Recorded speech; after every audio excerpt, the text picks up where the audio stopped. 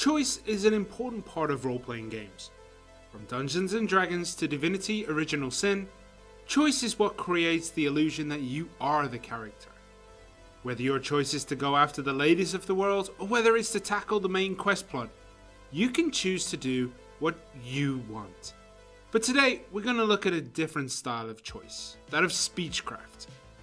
Speechcraft helps to immerse your character, whether you're playing Knights of the Old Republic or The Walking Dead. When you are choosing what the character is to say, you become the character. Although there are probably thousands of games that feature Speechcraft, none of them quite had the same scope and impact as the Mass Effect series. It revolutionized Speechcraft in role-playing games, and the sheer scope of the project is what makes it stand out more than its peers. Today, we're going to break down the speech mechanic in Mass Effect and see what made it so revolutionary compared to other games of its time. RPGs once lacked mass appeal. Many analysts thought that role-playing games were niche and contained far too much reading compared to their most successful competitors.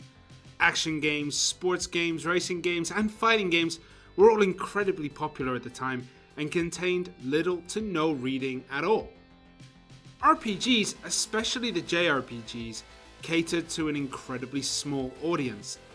Even though the most popular RPGs of the time, like the Final Fantasy series, contained more lines of text than most books. 40 hours plus of reading is enough to put the average gamer off that, and RPGs were considered risky investments, and very few would ever turn a profit compared to the cost that was put in them. Microsoft, however, took a risk. BioWare were known at the time for creating amazing role-playing games. Knights of the Old Republic, for example, is still a top-tier role-playing game, and is fondly remembered by many Star Wars fans, but the game still only sold 2 million units between 2003 and 2006.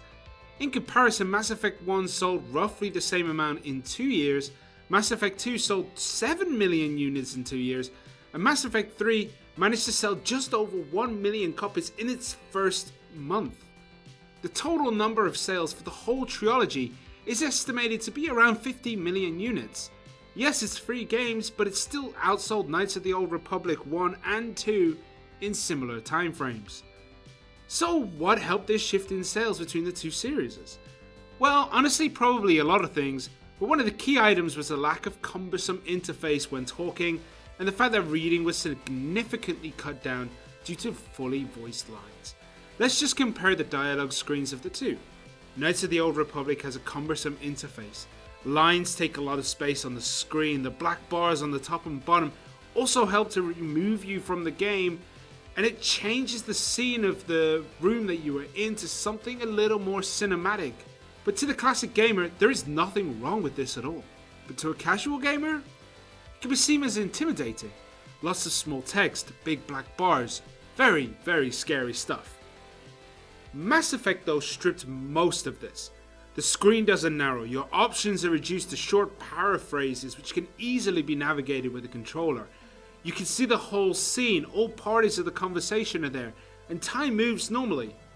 Of course, the recipe wasn't perfect in Mass Effect 1, but over the series it was refined and became somewhat more of a status symbol of the beautiful UI design that you can put into games. The success of this RPG can definitely be attributed to its ease of access for new players to the genre, and the Speechcraft system, whilst not perfect, is in essence the most stripped down way of doing multiple choice responses. The illusion of choice is what really makes an RPG click. Whether you want to grind all the way to max level before the first boss fight, or complete the main quest as soon as possible, a great RPG will facilitate you. I mean, we look at some of the top RPGs, games which grant you the most freedom are often seen as the best in the genre. Dialogue choices in most games, however, is an illusion of choice. Sure, you can choose whether you save Carly in The Walking Dead, but the end result is still the same. You will go through very similar routes to get to the end of episode 5, with the stories even converging again around chapter 3. Mass Effect's illusion is much more of a hidden illusion than other games. Things you can and do have an effect on various parts of the game. Your appearance changes if you go down the Renegade path.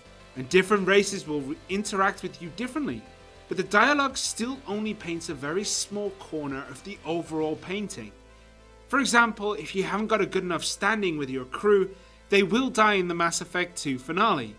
It doesn't matter if you've always been nice to them, you need to finish their quests for them to have an effect on the ending. Your dialogue choices up to that point did nothing to prevent the small details. The finale of the game rests on just a few choices, and most of them are action choices, and not necessarily how extensively you spoke with agents in the game. Although it sounds kind of bad, it's not. I mean, all that dialogue helped you become immersed in the world. You saw the universe as a living, breathing thing instead of this incredibly static thing.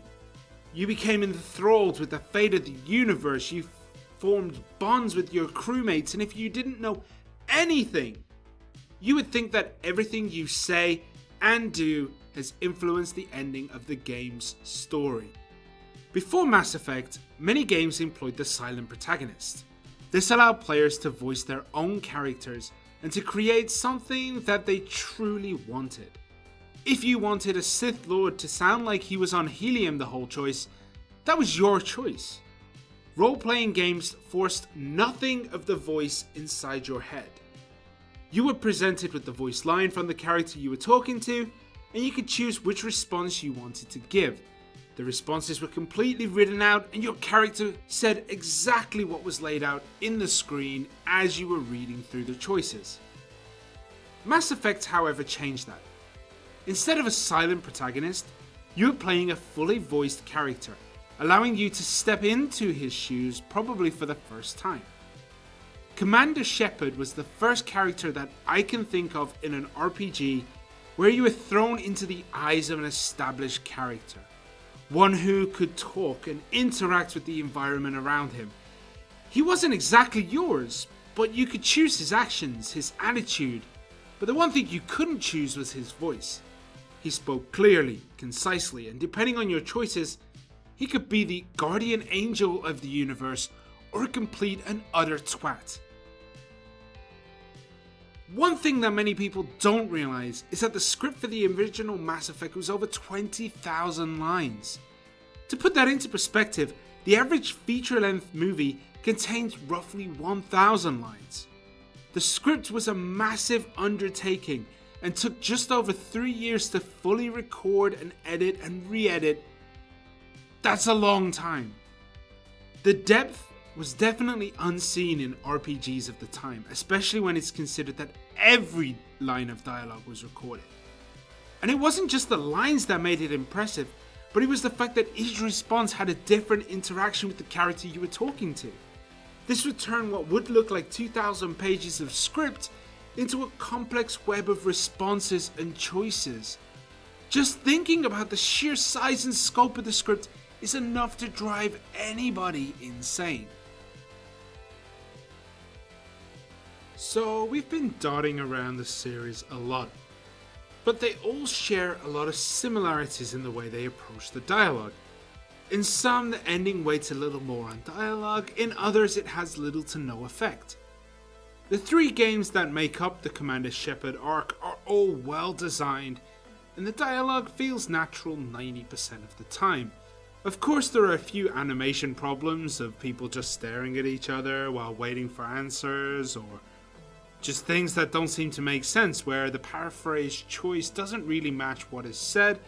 But overall, the game, the systems in place, they all feel natural. And the best playthroughs of playing Mass Effect is when you don't know what to expect, when you don't know the ending, when you don't know how much your dialogue weighs in on that final choice, because it gives you the illusion, it feels like it matters. And that is what matters 90% of the time to most casual players. Alright, so if you do want to see more of these kind of videos, hit that like, hit that subscribe button. If you want to share this with your friends, please make sure to share it with your friends. But that's all from me today, and I hope to see you in the next video. Catch you all later.